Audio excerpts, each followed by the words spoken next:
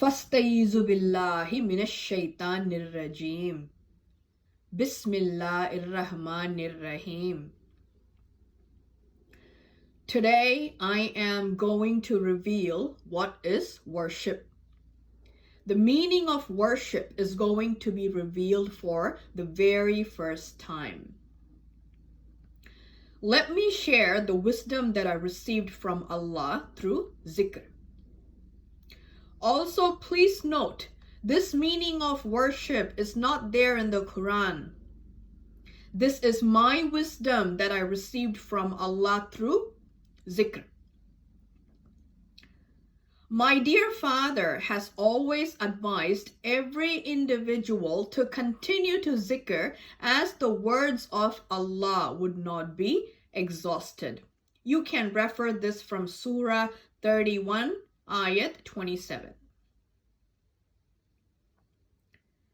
Now, once you learn the meaning of worship that I reveal, if your heart is convinced with the meaning, and before you fully submit to the meaning of worship, you must ponder and verify if my meaning of worship fits into the Quran verses of worship. And also, after learning the meaning of worship from me, if your heart is not convinced with the meaning, please continue to ponder to learn the meaning of worship until Allah teaches you the best meaning through zikr. By saying that, this was some 4 or 5 years ago. My dear father, my dear mother, and I were discussing Quran. My father then questioned me, what is worship, after reading a verse on worship. Immediately after a few seconds, I received the answer to worship in my heart. I then responded to my dear father that worship means following all the beautiful characters of Allah in our life with the help of Allah. Dear Quran Retold listeners, what does your heart say after hearing the meaning of worship which Allah has taught through zikr? Let me further give you a generic worldly example so that it is easier for you to understand the meaning of worship. You may have role models in your life. The role model could be a prophet, a leader, a politician, a TV personality, or it could be your own mother or father or someone from your relatives who you look up to in your life. Now a question. Why would you have them as a role model? Or why would you admire them or look up to them? The answer is, it is because you admire and respect their nature, their behavior, but most of all, it is your role model's character that you admire. Therefore, your heart wants to practice and follow your role model's character in your life so that you become an honorable person in the eyes of others. Therefore, you end up worshiping this role model, or in other words, you end up following the ways of your role model because of their character. Dear Quran Retold listeners, does the example help you understand the meaning of worship? Now let us apply worship, NABUDU, IBADATH, VANAKKAM, whatever translation that you use for worship, in Surah 21, Ayat 19, which we saw in part 1 of worship. Surah 21, Ayat 19. To him belong all that is in the skies and on earth, and those nearest to him are not too proud to worship him, nor do they tire. Number 1. and those who are with him. Do you remember the question that I asked you for this sentence of this ayat from part 1 of worship? The question was, how can one be with Allah? Only when you know Allah, you can be with Allah.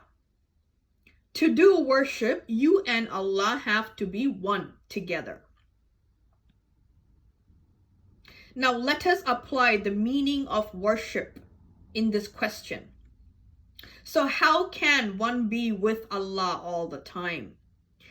When you learn all the beautiful characters of Allah, you can be with Allah and you can become very close to Allah and become one. And you remain with Allah all the time. And this is the place to be for worship. Number 2, let us apply the meaning of worship in the sentence of Surah 21, Ayat 19. Even those who are with him are not too proud to worship him. Even those who have learned the characters of Allah are not too proud to follow the beautiful characters of Allah. Number 3, let us apply the meaning of worship to the last sentence of Surah 21, Ayat 19. Nor do they tire. This person will learn, practice, and follow Allah's beautiful characters 24/7. This person will not give up in following Allah's characters and will not get tired or lazy or weary. Only such a person can easily say and follow Surah 1, Ayat 5. Iyyaka na'budu wa iyyaka nasta'in. Allah, we follow, we practice your beautiful characters with your help, and therefore we seek help only from you. Iyyaka na'budu wa iyyaka nasta'in. Thee do we worship, and thine aid we seek. So, what are Allah's characters? You call them Asmaul Husna. That is not my problem. You can call it whatever you want. That doesn't matter. But what is important is that we follow Allah's beautiful characters with the help of Allah. You may have seen all these beautiful names that Allah praises himself with in the Quran. And these beautiful characters are the most merciful, the most compassionate, the most patient, the absolutely pure and perfect, the constant forgiver, the best to judge, the helper, the most trusted, the all-wise, the most generous, the most noble, the most kind, the most self-sufficient. And there are many such beautiful names that belongs to Allah. Dear Quran Retold listeners, so what do these names denote? Do they not denote the characters of Allah? So why is Allah always asking us to worship him? I'm sure you must have read in Surah 2, Ayat 30, God announces to the angels his intention to place a Khalifa on earth. So Allah has made us his vicegerents on this earth.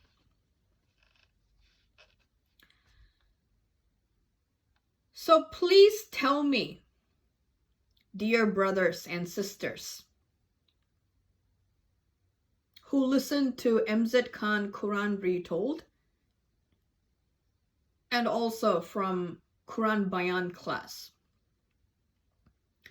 So please tell me, dear brothers, Nazir, Charles, Selvaraj, Siraj, Aswa, Abu Bakr, Jamal Imtiaz, and sisters Farida and Shaida, and other respectable members from my father's Quran class.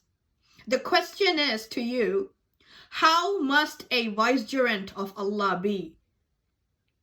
How should a Khalifa of Allah be? Shouldn't a vicegerent of Allah possess all characters of Allah to be Allah's Khalifa? Only when the Khalifa's quality matches with Allah's quality, you are fit to be Allah's Khalifa. Therefore, Khalifa's character has to match with Allah's characters.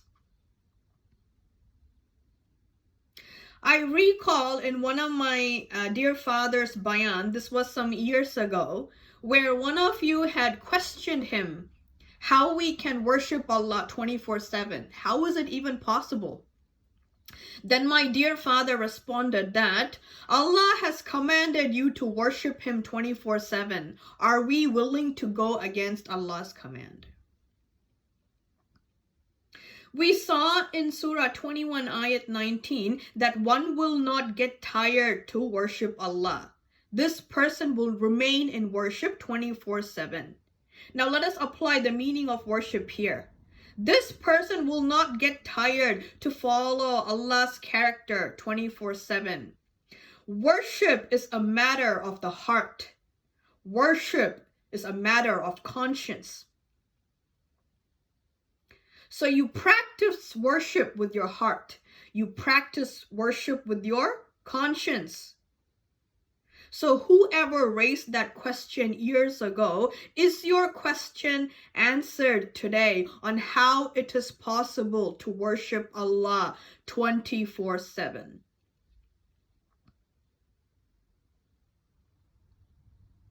Now also please tell me, with the so-called worship that is taking place today in our so-called Muslim community, is it possible to do worship 24/7 by chanting Ameen 24/7? By saying Allahu Akbar 24/7? By bowing your heads 24/7? And by placing your foreheads on the ground 24/7? You will get headache and back pain if you do this kind of worship 24/7. Where has everyone's common sense gone?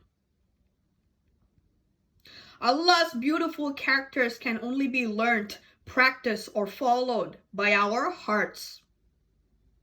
Allah's beautiful characters can only be followed by our conscience. Inshallah, in part 3 of worship, we will see how worship began. How did this worship even start in the Quran? How did worship come into existence in the first place? In part 3 of worship, we will dig deeper on the history of worship from the Quran. This will get even more interesting for you. And why Allah brought down worship in Surah 1 Al-Fatiha in the first chapter itself. When you learn the history of worship from the Quran, you will know exactly why Allah has commanded to worship Allah 24/7 to save ourselves from hellfire. I will now end this message with this. Hasbunallahu, alhamdulillahi, rabbil alameen.